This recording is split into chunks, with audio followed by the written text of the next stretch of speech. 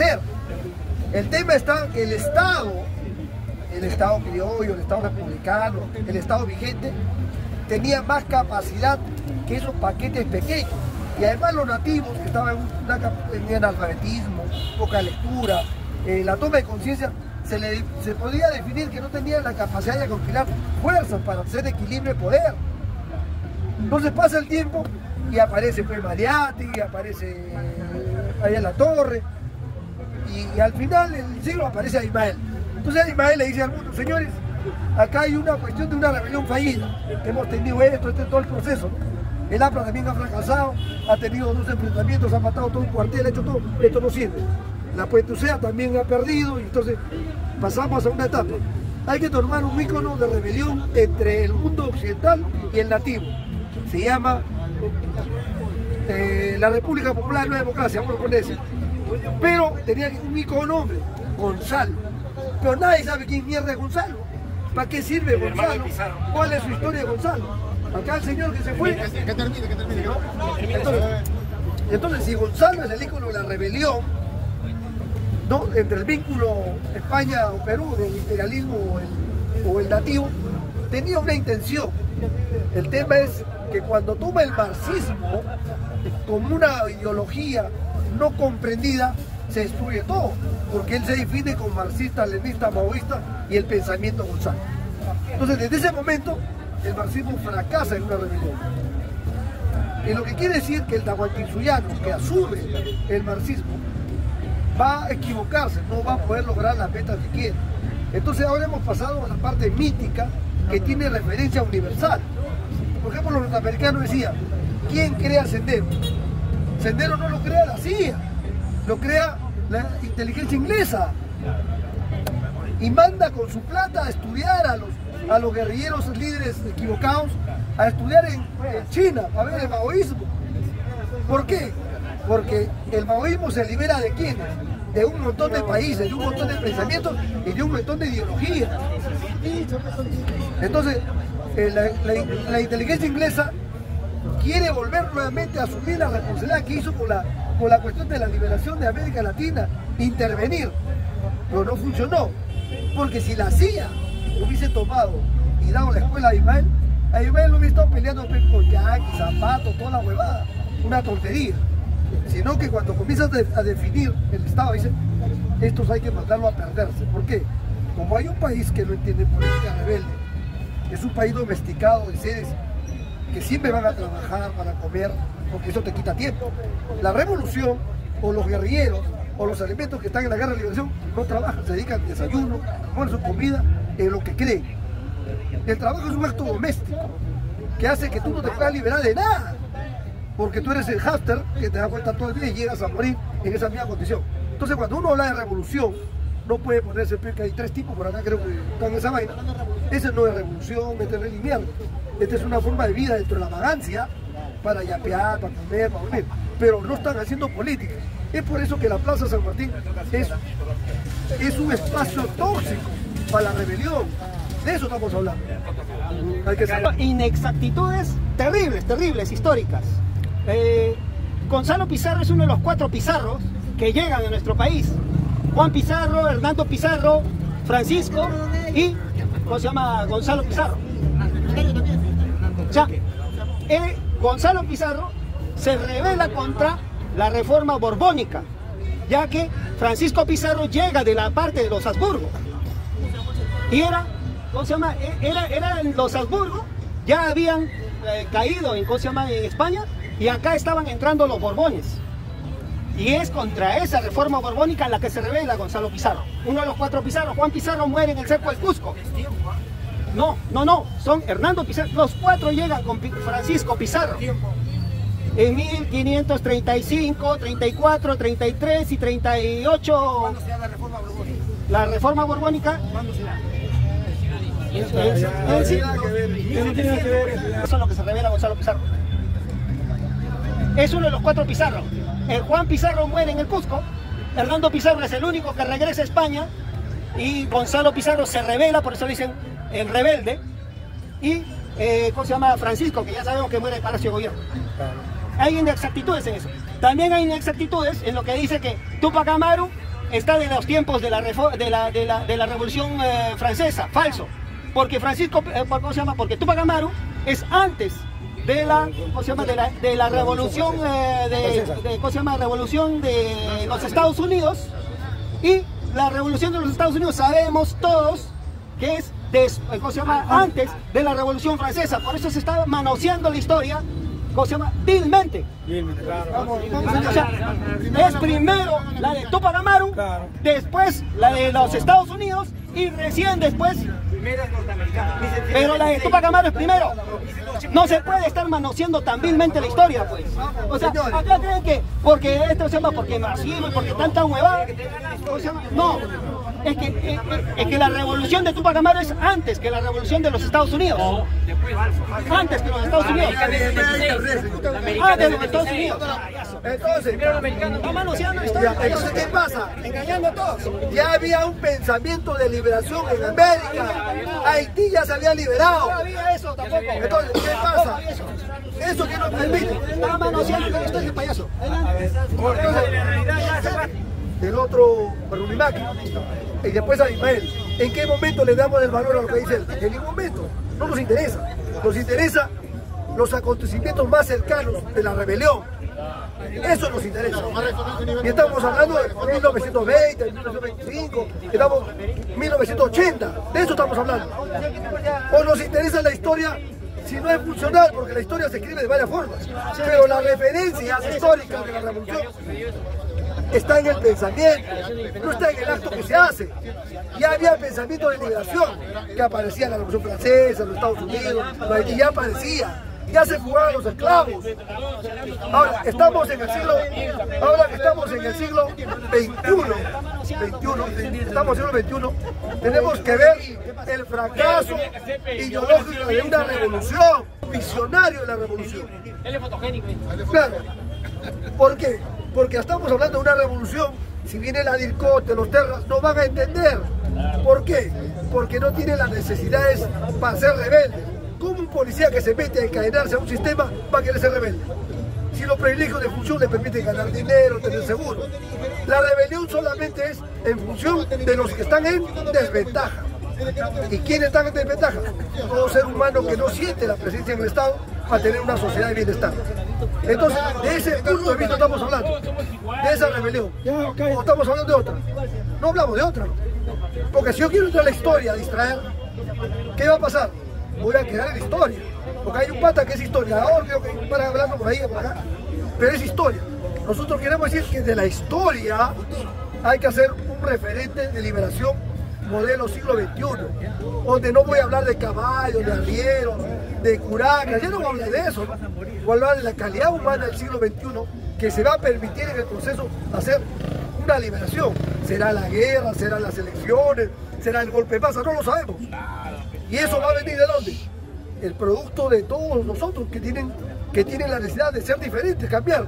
¿Quién quiere tener casas en los cerros? ¿Quién no quiere tener agua, luz, teléfono? Ustedes se han quejado de que los pueblos están abandonados, ustedes se han quejado, han dicho que hay carteras de arriero, hay que cambiar, se han quejado porque no la conozco. Entonces los que están en queja deben hacer la liberación. Ese es el tema. De Toledo, Nueva Toledo, de, ¿cómo se llama? Más para abajo era Nueva León y la parte de arriba de Tumbes, ¿cómo se llama? Eran tierra firme. Eran 4 virreinatos en esta geografía, que era América del Sur. O sea, Perú no existía. Por eso esas inexactitudes ofenden, pues. Que no se hayan ni siquiera leído.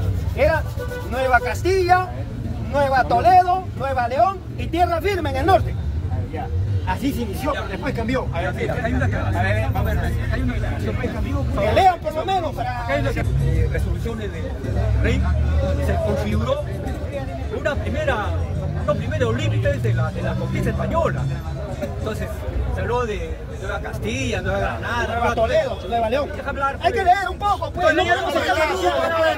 Con incertidumbre no lea por lo menos. Lea y se refiere exactamente a lo que era esto. Y dicen, virreinato del Perú, estupideces, pues. Desde la estupidez no se puede partir. Estúpido eres tú. No, usted, porque no ha leído siquiera. No ha leído. No tiene derecho a hablar si no ha leído. Dice no. Si no ha leído, no tiene derecho a hablar. Nueva Castilla, Nueva Toledo, Nueva León, tierra firme en el norte. Pero eso no era mi relato. Eso no era mi relato. Eso no era mi relato. Era los primeros territorios después de la conquista. Acá hay un error garrafal y eso hay que corregir. Con el primer virrey, ¿no?, que es ejecutado en Yaquito, se inicia el virreinato del Perú. Está hablando de estupideces. Si se equivoca, déjalo conmigo. ¿Por qué lo interrumpe? Si no ha leído, no tiene derecho a hablar. Porque una persona culta y sabia, educada, jamás señala y lanza improperios. La educación se encuentra en la realidad, no en los supuestos conocimientos no fatuos, que de mucho más durante los incas. Y hay documentación de los guaraníes, ¿no? El camino de los piruas, de la abundancia, de la riqueza. ¿Y quiénes eran los guaraníes? Eran los incas los llamaron los chiriguanos. Ya los chiriguanos ya conocían esta potestad, este territorio inmenso, esta riqueza, que ya se conocía mucho más antes que Balboa o Pizarro, digamos así, ya hasta lo conocía. O sea que desconocer eso y negar ya pues falta de ubicación. Entonces, eso de la palabra de Perú está demostrado. Ahora, amigos, después de la conquista se da esa denominación, ¿no? La Nueva Toledo, ¿no? La Nueva Castilla, ¿no? Y la Nueva Granada. O sea, ¿por qué? Porque todavía nos faltaba consolidar la administración de los territorios conquistados. Además, la conquista se debió, más que nada, a la alianza que tuvo los conquistadores con por ejemplo, con una de las dinastías que estaba en guerra con Atahualpa. Es por eso que eso facilitó la conquista, porque muchos dicen, oye, que 120 españoles, ¿cómo es posible conquistar los peruanos eran un cobardes? Eso dice, por ejemplo, los comentan la hispanidad, ¿no?, absurda, ¿no?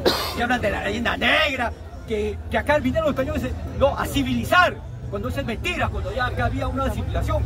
Ejemplo, Canal, ¿no? 5.500 años antes, ya estamos a la par con Mesopotamia, ¿no?, con Mohenjo-Daro, la India.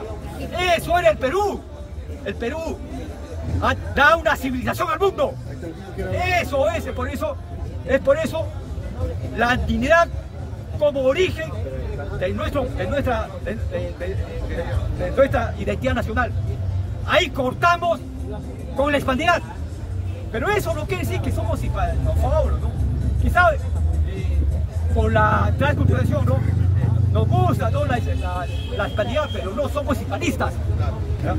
Somos andinos porque el Perú es andino, por la civilización andina. Eso es lo que todo peruano, independiente de lo que sea, eso ya está zanjado. O sea, ya no se dice que el Perú empezó el año de 1921 con San Martín o en la conquista o no. El Perú es milenario y empieza con la cultura canal. Inclusive hay tendencias que afirman que inclusive este canal no es la más antigua. Pero sin embargo, es ahí el meollo de la originalidad de los destinos del Perú milenario. Ahí no hay discusión.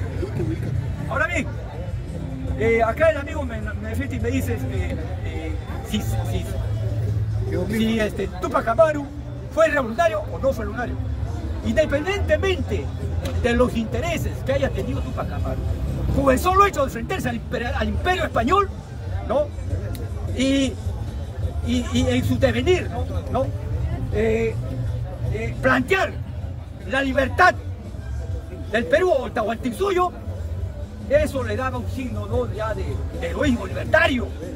Y eso es el hecho fundamental de que por qué Túpac Amaru es un blasón, ¿no?, de patriotismo.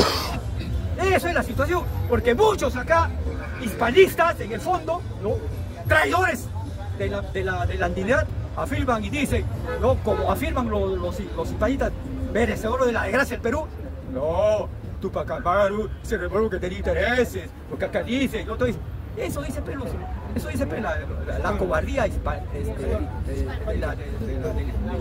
hispanidad, que no quieren que no haya un revolucionario, uno que se ha ido contra, porque según ellos, todos los peruanos, dicen, en el tiempo del virreinato, vivían de maravillas. Dicen que acá, tirios y troyanos, ¿no? Vivían de una civilización española, porque dicen, nos rescataron, ¿no?, de lo propio, de la bajeza, del salvajismo, porque acá dicen decapitaban, ¿no? Una serie de huevadas, ¿no? Sacrificio cuando la Iglesia Católica Romana era la más sanitaria históricamente, con todo en esa situación. Primeramente, buenas noches a todos. Mi nombre es José y estoy escuchando sus redes y como dice el señor caballero, claro, o sea, España vino, según ellos, ellos vinieron para nosotros civilizarnos, ¿no? Cuando en realidad, por así decirlo, los aztecas, mayas, en México, por esas partes, tenían sí sus sacrificios. Ellos, en Perú, podían ser, había, sí, ¿ya? Pero siempre hemos tenido la cierta, bueno, un ejemplo es la higiene, ¿ya? En Perú tenemos aguas termales, los niños se bañaban, etc. Mientras que en España, en Europa, carecían de desagüe y de canales, o sea, no tenían esa cierta higiene que nosotros teníamos, como ellos lo llamaban los indios, o sea, negros, nos bajoneaban, así los españoles, creyéndose superiores y clasistamente también por el color de piel. Que también eso es una absurdez, porque eso no tiene nada que ver con nosotros. Las personas somos iguales, todos somos, ya igual que color de piel, incluso sigue perdurando aquí el racismo por estas calles. Tengo yo, incluso mi familia, algunos primos, son a veces racistas. No racistas del todo, no saben cómo afrontar eso, pero lo muestran con palabras. Y eso yo intento de corregir, porque en mi familia todos somos iguales aquí. No es que alguien trabaja y luego están así, no es que los blancos son mejores, etcétera, ya. Porque cuando llegaron los españoles, el Perú era muy civilizado, tenían cierto control y lo dividían, ¿no? O sea, todo era igualdad, no era como los españoles que vinieron, y cuando Túpac Amaru quiso hacer su rebelión, hay cartas que escribe su hijo, el menor, tenía 4, si no me equivoco. A los 2 los han matado, lo han asesinado, y a los 2 lo han enviado a cárceles de España. Y en su sentencia decía que iban a ir a las cárceles del África, pero finalmente fueron a España. Toda la familia de Túpac Amaru fue, como ya todos conocemos, tuvo un trágico final, ¿no? Micaela Bastida, Túpac Amaru, sus hermanos, primos, cabecillas, por la corona española. Y el hijo relata detalle en las cartas que tenía de cómo vivía en España, ¿no? En su cautiverio, cadena perpetua. Creo que murió a la edad de entre los 20 a 30 años. Hijo menor, María Gracia.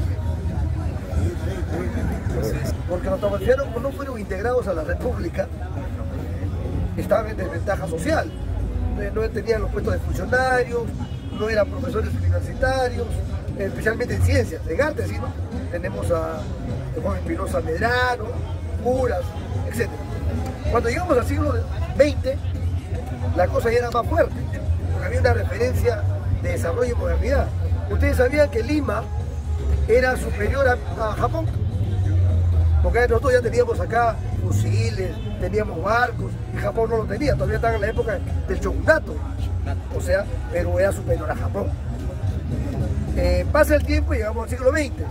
También Perú estaba en bonanza, había la Primera Guerra Mundial y nuestros productos salían al mercado, había plata. La Segunda Guerra Mundial igualito.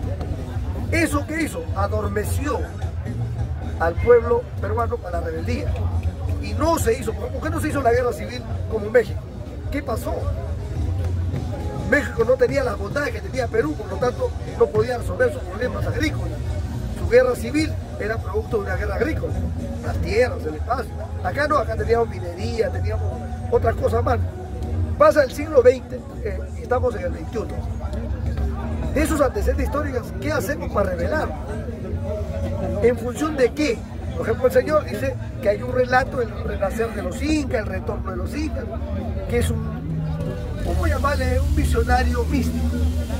Y los visionarios místicos dicen que es el momento. Entonces, la inteligencia china ahora ha tomado conciencia. Dice, no hemos apoyado a Abimael, no hemos descartado, no sirve para nada. Ahora nos toca nuestro espacio. Porque queremos que el Partido Comunista Chino asuma una responsabilidad histórica de la liberación peruana. ¿Qué tenemos que hacer? Porque acá ya no es un mundo bipolar, sino es multipolar. Vienen de todas partes y el mundo, pero acá hay dos fuerzas que se luchan. Y en ese conflicto sucede, pues, Estados Unidos también quiere un puerto, Estados Unidos quiere un espacio de territorio, Estados Unidos se ha adueñado de los parques naturales del Perú. Ellos no me controlan todo en remo. Los chinos, ¿qué tienen? Solamente infraestructura. Infraestructura física, que son puertos, infraestructuras carteras, tecnología al mercado, etcétera, etcétera. Aparte de conquistar pues, Brasil y todo lo demás. Entonces, los chinos decían, la revolución tiene que nacer de los seres en desventaja. ¿Quién será? Chao, que es el director del decano de la UNI, está haciendo sus estudios para revelar de qué forma. Y hay otros elementos teóricos como Antauro, que dice que el poder se gana por votos, que ya no vale, le va a tocar, ya no lo jodido. Entonces dice, el golpe pasa, ya se probó y no sirve, te matan a 80 y se tiene asesinos. Entonces dice, lo otro, la guerra. Pero ¿qué tipo de guerra se va a llevar acá? Si la guerra económica es la más rentable, cumple su función. Y los chinos han invertido un fuerte dinero, se llama 1.300 millones, ¿no? 3.500. 3.500. Para China no es nada. 3.500. 10 céntimos. Ya. Pero hay una historia peruana que es millonaria, que Dina en 3 días, sin hacer puente, sin hacer nada, se ha tirado 800 millones. 800 millones en solamente 3 días, 4 días. O sea, la comparación de un puerto con esa tontería, ¿quién tiene más? Perú. Porque la huevada de China ha durado 1 año y la cosa de Dina ha durado 3 días. ¿Se dan cuenta de la historia? Entonces, ¿qué pasa con un pueblo peruano? Hay un pueblo peruano consciente y hay uno inconsciente. ¿Cuándo es consciente? Cuando tiene que asumir su rol protagónico de liberación en función de qué? De sus necesidades. ¿Y cuándo es inconsciente? Cuando grita la liberación y está en el mismo status quo, cierren el Congreso, Dina asesina y hay un desgaste terrible de dinero. Poner piedras, por ejemplo, poner piedras en la mina, eso con el casco, cuesta bastante. En 3 días de esos actos también te está tirando una cantidad de dinero. O sea, la inversión rebelde se está desperdiciando, señor. En ese aspecto estamos hablando acá de la revolución. De donde la cabeza se hiera fue el sacrificado de Huáscar. Mejor dicho, todos los huascaristas, ¿no?, apoyaron la conquista, porque pensaban que hallándose con Pizarro, ¿no?, iban a derrotar a la dinastía Burin Cusco y así volver a ser parte, ¿no?, reconquistar el poder y luego no irse contra los pizarristas. Otro fueron las etnias que no se sometieron fácilmente a los incas. Por ejemplo, los huaylas. Los Tarma, los Cara, Cañaris, ya. O sea, ese fue el segundo bloque, ¿no?, autóctonos, que hicieron que la conquista se hinchara de gente, auxiliares, y más que todo los auxiliares mexicanos y centroamericanos. O sea, todo eso confabularon para que el Perú sea conquistado y avasallado. O sea, acá no fue nada homogéneo. Entonces, la culpa, entonces hay que ser parte también a aquellos originarios que apoyaron la invasión. Otro, es falso en español. Es por eso que la educación española duró 400 años. Y como dice el señor Pablo Macera, el Perú, después de la captura de Atahualpa, para adelante perdió su independencia nacional. La palabra Pirú, que en realidad era Pirú, es un cacique colombiano, ni siquiera de esta zona, que había comerciado con el Panamá. Y tal es así que el comercio entre ese cacique pasaba tanto las enfermedades que el mismo, ¿cómo se llama? El mismo, ¿cómo se llama? El mercader. No, el Inca, el papá de Tupac Amaru, no, pero el papá de Huáscar y Atahualpa, Huayna Cápac, muere de viruela. O sea, ya sabíamos que ellos estaban por allá. Y la conquista ya ¿cómo se llama? De México ya se había dado. ¿Cómo se llama? Los españoles ya estaban acá más de 30 años y no llegaban a bajar al sur todavía. Es así que Francisco Pizarro le pide permiso a, ¿cómo se llama? Para conquistar estas tierras. ¿Cómo se llama?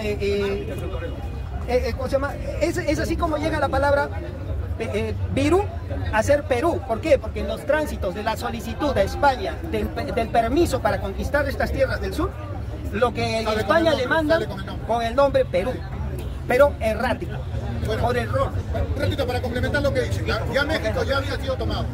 El dato le dice, por Panamá le dice, oye, ¿verdad que acá hay un imperio donde tiene su máscara de oro, su marreta de oro? Sí, abajo, al sur. Pero un dato, entre hermanos están embloqueados. Métete por ahí, porque están sometidos ahí. Es eso lo que le facilita, como dice el señor, que cuando el español viene acá, le dice, ¿cómo está el asunto acá de los hermanos? Están bloqueados.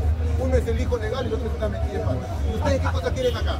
Nosotros estamos sometidos a ellos. Mira, si ustedes me ayudan, ustedes van a volver a ser bloqueados. Ya, bacán, lo hacemos. Y en la práctica, todos fueron engañados, todos fueron sometidos. El español nunca vino acá como el inglés, que vino a Norteamérica a establecerse con sus esposas, sus hijos. Él vino a saquear el español. Nunca vino a establecerse. Entonces, con eso quiero concluir. Exacto. Triunfo en México, lo que es la reforma agraria. ¿Ya? Pero hay que entender también en su contexto que en realidad la reforma agraria en México es muy distinto, es una realidad muy distinta, completamente distinta. ¿Por qué? Porque esa revolución se produce cuando estaba en el poder Porfirio Díaz, que era un visionario, que fue el hombre que industrializó México, porque había aprendido bastante de los Estados Unidos y él lo que quería hacer que México fuera como Estados Unidos, un país industrializado.